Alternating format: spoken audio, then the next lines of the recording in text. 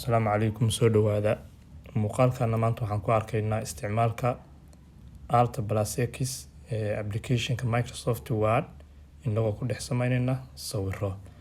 Haddaba sawirka koobaad waxaan garaacaynaa 1f 403 plus alt+x. Kan labaad waa 1f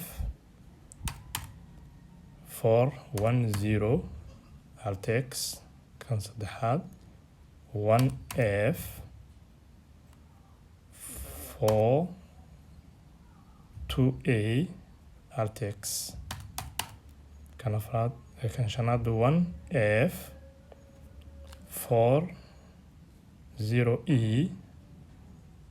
alt+x. 1f 407 alt+x.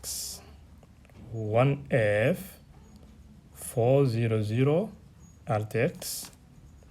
1f 416 alt+x. 1f 415 alt+x.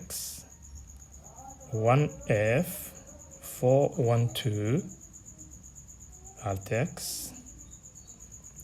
1f 405 alt+x.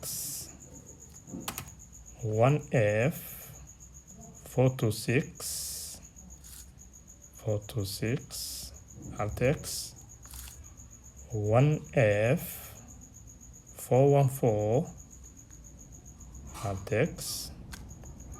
1f 408 alt+x.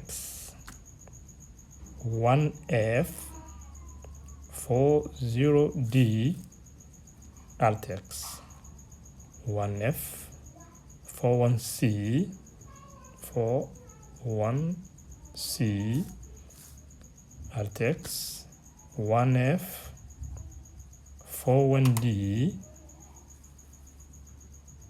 alt+x.